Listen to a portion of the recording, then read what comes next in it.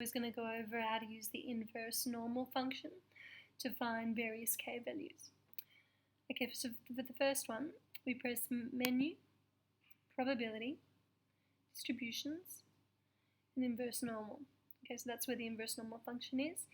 Now, the first question stated that we want to find the k value where x is less than or equal to k and the probability is 0.73.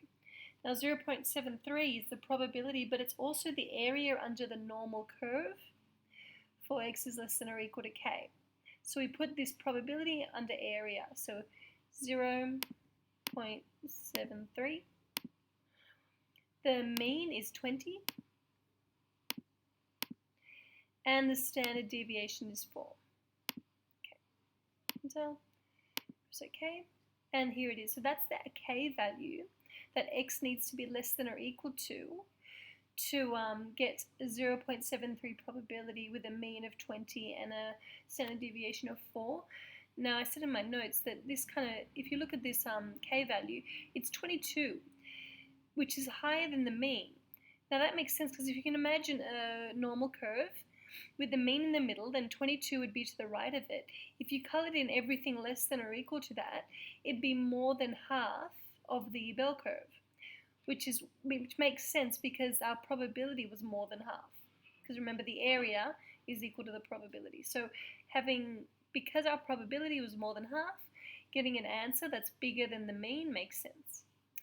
Okay, so for the next one, our probability is 0.142. So again, we go menu, probability, distributions, inverse normal.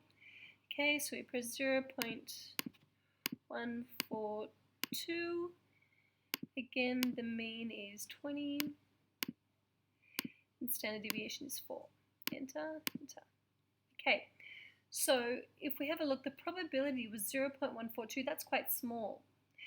And it's definitely less than half, so the shaded area should be less than half of the bell curve. And that makes sense because our k value is less than 20, so it's to the left of the mean. So if you were to color in everything under the bell curve under less than or equal to 15, you would have less than half of it. So that one makes sense as well.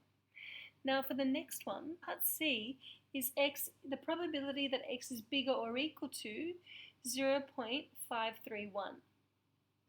So what we need to do, first we need to do 1 minus 0.531.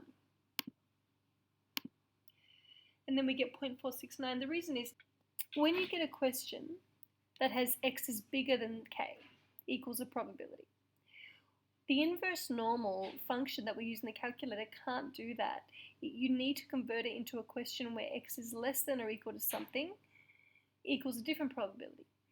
So that's actually like the complementary event. So what we do is we subtract the given probability from 1 and find the complement probability. Now we are ready to find the inverse normal function. So we go menu, distributions, inverse normal. So we go 0.469, then 20, then 4, and there it is there. So it's 19.6889. We don't have to do anything again to that. That's our answer there.